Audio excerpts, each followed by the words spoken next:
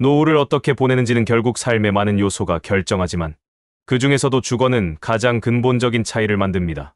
같은 나이, 같은 소득, 같은 도시에서 살아가더라도 내 집이 있는 노인과 그렇지 않은 노인은 전혀 다른 하루를 보냅니다. 이 차이는 단순히 공간의 차이만이 아니라 심리적 안정감, 삶의 여유, 관계의 방식까지 바꾸는 힘을 가지고 있습니다.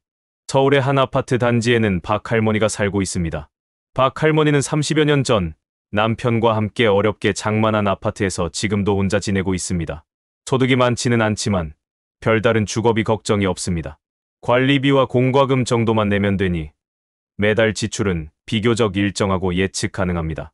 그 덕분에 근처 복지관에서 하는 요가 수업이나 노인대학 문화 강좌에도 자주 참여할 수 있습니다. 자신만의 정원처럼 꾸민 작은 베란다에서는 아침마다 차를 마시며 햇빛을 즐깁니다. 그 일상이 특별한 건 아니지만 주거에 대한 걱정이 없다는 사실 하나만으로도 여유롭고 안정적인 노후가 이어지고 있습니다. 반면 지하철역 근처 고시원에 살고 있는 최할아버지의 하루는 사뭇 다릅니다. 최할아버지는 젊은 시절 사업 실패 이후 자가를 갖지 못한 채 살아왔습니다. 퇴직 후에는 고정 수입도 끊겼고 국민연금만으로는 생활이 빠듯합니다.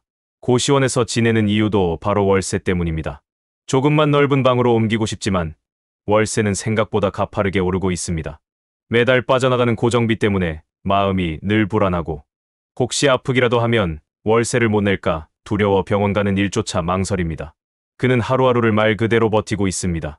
외출도 줄고 사람들과의 관계도 점점 끊기고 있습니다. 몸이 불편해지기 시작한 요즘은 더 자주 우울감을 느낍니다. 이처럼 같은 나이의 노인이라도 주거 형태에 따라 삶의 질은 극명하게 달라집니다. 자가가 있다는 건 단순히 부동산을 소유하고 있다는 뜻이 아닙니다.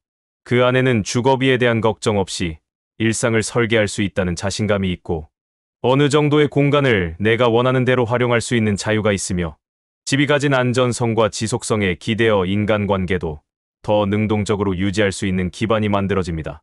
반면 무주택 노인의 삶은 항상 유동적인 조건에 따라 흔들리기 쉽습니다.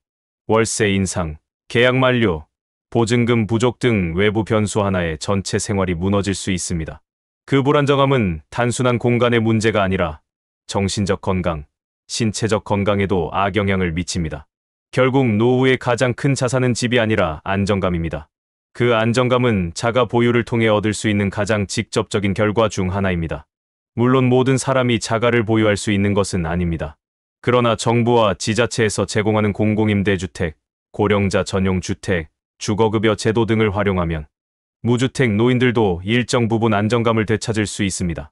중요한 것은 나의 주거 조건을 냉정하게 파악하고 가능한 정책을 최대한 활용하는 자세입니다. 또한 자가가 있더라도 그 가치를 제대로 살리지 못하는 경우도 많습니다.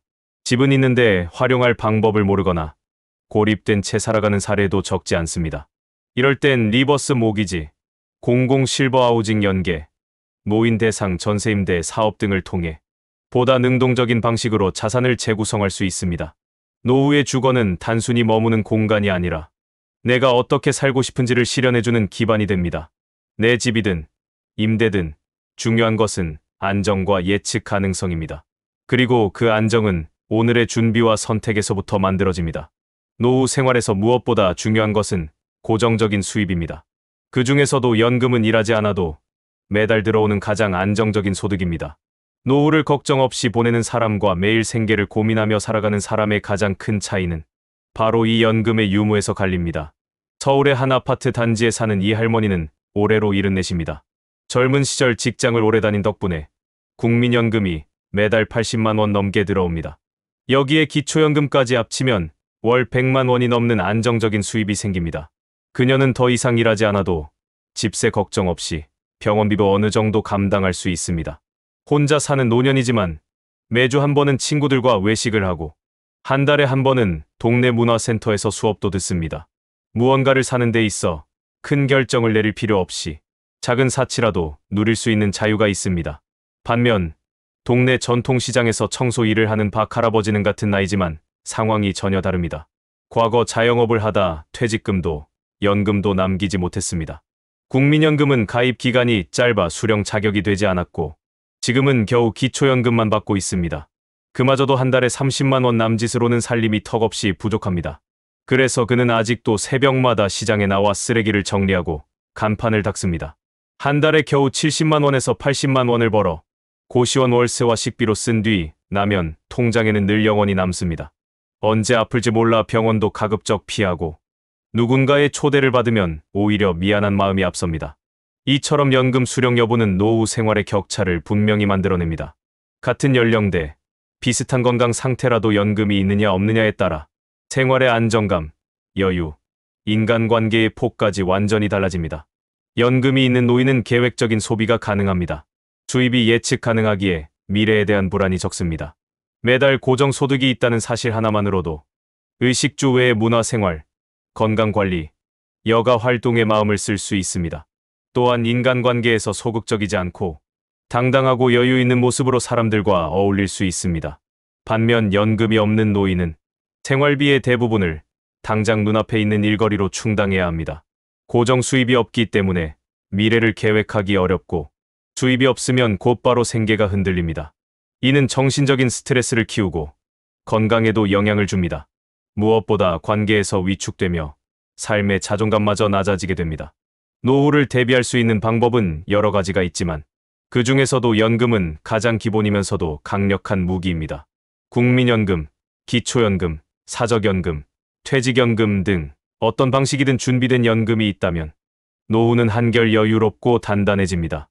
특히 기초연금은 소득과 재산이 일정 수준 이하인 만 65세 이상 노인이라면 신청만으로도 매달 받을 수 있는 제도입니다. 하지만 많은 어르신들이 이 제도를 몰라 신청하지 않거나 복잡하다는 이유로 포기하는 경우가 많습니다. 그렇기 때문에 지금부터라도 제도를 정확히 이해하고 연금 수령을 위한 준비를 해두는 것이 중요합니다. 노후를 편하게 만드는 건 큰 재산이 아니라 매달 들어오는 작은 고정 수입입니다. 연금은 그 출발점이자 가장 든든한 방패입니다. 노후를 걱정하기 전에 오늘 하루 내가 받을 수 있는 연금이 무엇인지 한 번쯤 꼼꼼히 확인해 보는 것이 필요합니다. 노후의 삶을 가르는 가장 현실적인 기준 중 하나는 바로 소득의 유무입니다.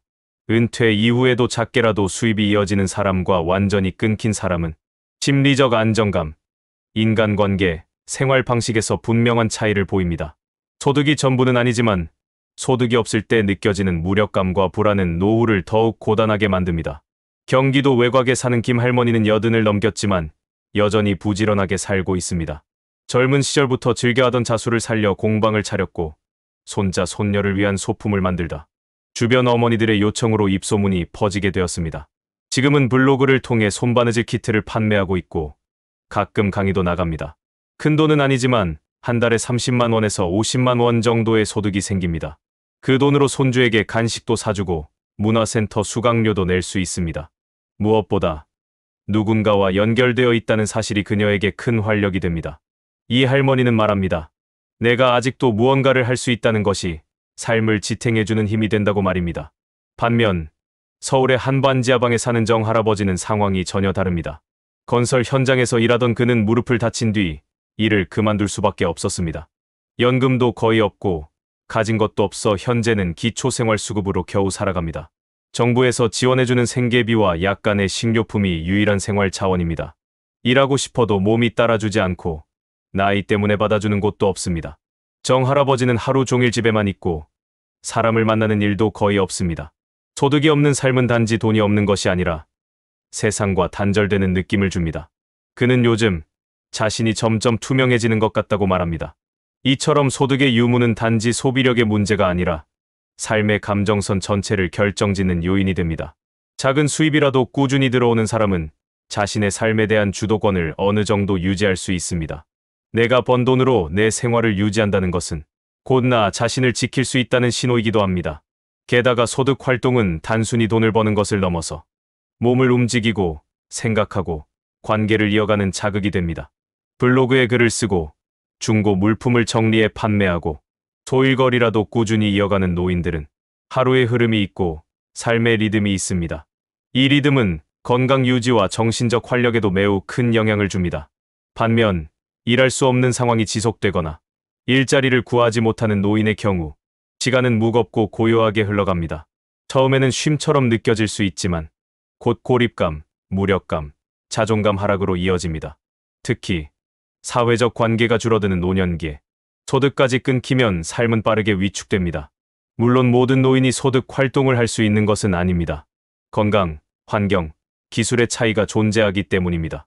그러나 최근에는 노인을 위한 다양한 맞춤형 일자리도 생겨나고 있습니다. 노인 일자리 사업, 온라인 기반의 소규모 판매, 지역 연계 일감 등은 체력에 부담을 주지 않으면서도 수입을 만들 수 있는 기회를 제공합니다. 중요한 것은 소득의 크기가 아니라 스스로 뭔가를 하고 있다는 감각입니다. 노년의 소득은 단지 돈의 문제가 아닙니다. 내가 아직도 세상과 연결되어 있고 누군가에게 도움이 될 수 있다는 증거입니다. 소득이 있을 때 사람은 당당해지고 소득이 없을 때 사람은 자신을 의심하게 됩니다. 그렇기 때문에 소득이 끊긴 노후를 마냥 받아들이기보다 작더라도 다시 시작할 수 있는 방법을 찾는 것이 중요합니다. 이야기를 나누고 배우고 움직이려는 그 마음이 곧 다시 삶의 에너지가 됩니다. 당신의 경험과 손끝, 그리고 삶의 이야기는 아직도 누군가에게 필요한 가치를 가지고 있습니다. 노년의 소득은 새로운 성공이 아니라 지금까지 살아온 시간을 다시 빛나게 하는 또 다른 방식입니다. 노후에는 예측할 수 없는 일이 많습니다. 건강 문제, 자녀 문제, 생활비 부족 등 예상하지 못한 상황이 언제든 닥칠 수 있습니다. 이럴 때 중요한 건 얼마나 많은 자산을 가졌느냐가 아니라 당장 꺼내 쓸 수 있는 금융 자산이 있느냐는 점입니다. 예금, 주식, 임대 수익처럼 유동성이 확보된 자산은 노인의 일상에 큰 안전망이 됩니다. 경기도에 사는 이 할아버지는 은퇴 후 별다른 사업을 하지 않았습니다. 하지만 젊은 시절부터 조금씩 모아둔 예금과 소규모 임대 수익으로 매달 일정한 현금 흐름을 유지하고 있습니다. 얼마 전 심장 관련 수술을 급히 받게 되었지만 병원비 걱정 없이 바로 치료에 들어갔습니다. 입원 중에도 생활비나 약값에 대한 부담이 없어 치료에만 집중할 수 있었습니다. 그는 말합니다. 몸은 아팠지만 돈 걱정이 없다는 사실 하나만으로 마음이 많이 편했다고 말입니다. 반면 서울의 한 도시 빈민촌에서 지내는 박 할머니는 허리가 점점 굽어가고 있었지만 병원에 가는 것을 주저했습니다. 통장에는 3만 원이 남아 있었고 다음 주에 기초연금이 들어올 때까지는 아무것도 할 수 없었습니다. 진료비, 약값, 교통비까지 생각하면 병원 가는 것이 두렵기만 했습니다. 결국 통증을 참고 버티다가 한밤중에 쓰러졌고 응급실에 실려가야 했습니다. 하지만 응급수술비를 바로 낼 수 없어 자녀에게 급히 연락을 취해야 했고 그 과정에서 며칠이나 병원에서 대기해야 했습니다. 이처럼 노후에 금융 자산이 있다는 건 단순히 돈을 쥐고 있는 것이 아닙니다. 의료비, 돌발 상황, 가족 지원, 심지어는 자신의 자존감을 지키는 데까지 영향을 줍니다. 금융 자산은 우리가 생각하는 것보다 훨씬 더 광범위하게 삶의 안정성과 연관되어 있습니다. 현금 흐름이 있는 노인은 예기치 못한 상황에서도 빠른 판단과 대응이 가능하지만 현금이 부족한 노인은 그때마다 누구에게 기대거나 상황을 버텨내야만 합니다. 이런 반복은 결국 심리적인 위축과 삶의 질 하락으로 이어지게 됩니다. 금융 자산의 핵심은 유동성입니다. 집이 있어도 바로 현금화할 수 없다면 위급한 상황에서는 무용지물이 될 수 있습니다. 그래서 노년기에는 크고 고정된 자산보다 작더라도 쉽게 꺼내 쓸 수 있는 자산이 더욱 중요합니다. 또한 금융 자산이 있는 노인은 계획적인 소비가 가능하고 불필요한 지출을 줄이면서도 삶의 질을 유지할 수 있습니다. 반면 금융 자산이 없는 노인은 가장 기본적인 의료, 식사, 이동조차 모든 비용을 고민하며 결정해야 합니다. 그 부담은 단지 숫자의 문제가 아니라 존엄과 연결되는 문제이기도 합니다. 노후 준비는 결국 내가 나 자신을 위해 쓸 수 있는 돈이 있는가 없는가의 차이입니다. 그것이 몇억 원이 아닐지라도 매달 꺼내 쓸 수 있는 예금이 있고 어떤 상황에도 바로 대응할 수 있는 현금이 있다면 그 자체가 가장 강력한 노후의 방패가 됩니다. 지금 당장 큰 부자가 아니더라도 적은 돈이라도 정기적으로 저축하고 소액이라도 주식이나 채권 같은 금융 자산을 관리하며 국가의 금융 지원 제도나 긴급 복지 지원 체계를 이해해두는 것. 그것이 바로 나의 노후를 스스로 지키는 지혜입니다. 노후는 멀리 있는 미래가 아닙니다. 지금 내가 쥔 돈, 쓸 수 있는 돈, 그리고 언제든 꺼내어 마음 편히 치료받고 당당히 결정할 수 있는 힘. 그것이 진짜 노후 자산입니다. 노후를 어떻게 보내느냐는 결국 시간의 질과 연결됩니다. 같은 하루 24시간이지만 누군가는 그 시간을 여유롭게 채우고 또 누군가는 하루를 생계 걱정으로 채우며 살아갑니다. 이 차이는 단지 돈이 있느냐, 없느냐를 넘어서 삶을 어떻게 느끼고 어떤 감정으로 하루를 마무리하느냐에 큰 영향을 줍니다. 서울 외곽의 한 실버타운에 사는 정 할머니는 80이 넘은 나이에도 활력이 넘칩니다. 아침이면 단지 내 피트니스 센터에서 가볍게 요가를 하고 오후에는 영화 감상 모임에 참여하거나 손자 손녀를 위한 편지를 씁니다. 가끔은 입주자들과 함께 음악 감상회를 열기도 합니다. 생활비와 의료 서비스가 월 요금에 포함되어 있어 경제적 걱정 없이 자신이 좋아하는 활동에 집중할 수 있습니다. 정 할머니는 말합니다. 지금은 내가 진짜 나로 살고 있다는 느낌이 들어요. 반면 도심 한복판의 마트 창고에서 일하는 김 할아버지는 상황이 완전히 다릅니다. 아침 6시에 기상에 택배 물품을 정리하고 낮에는 마트 진열 일을 하며 하루 종일 몸을 움직입니다. 힘든 일을 마치고 집에 돌아오면 남는 건 피로뿐입니다. 한 달에 100만 원 남짓 벌지만 월세와 병원비를 내고 나면 손에 남는 돈은 거의 없습니다. 자신을 위해 쓰는 시간도 여유도 없습니다. 김 할아버지는 말없이 고개를 떨굽니다. 그래도 일할 수 있으니 다행이라고 생각하려고요. 이처럼 노후는 경제력에 따라 극명하게 갈립니다. 하루가 주는 감정의 결도, 사람과의 관계도, 건강 상태도 달라집니다. 여가형 노후를 보내는 노인은 무엇을 할까 고민하며 시간을 쓰고, 생계형 노후를 보내는 노인은 어떻게 버틸까를 고민하며 하루를 넘깁니다. 여가형 노후는 단순히 돈이 많다는 의미가 아닙니다. 자신이 좋아하는 활동에 집중할 수 있는 시간, 사람들과 어울릴 수 있는 에너지, 건강을 유지할 수 있는 리듬이 갖춰져 있다는 뜻입니다. 이들은 자원봉사, 여행, 독서, 그림 그리기, 커뮤니티 활동 등을 통해 자신의 삶의 의미를 더하며 살고 있습니다.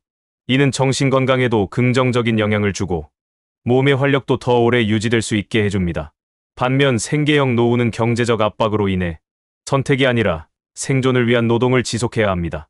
무거운 상자를 옮기고 마트에서 진열을 하고 단기 일자리를 전전하며 하루를 채웁니다.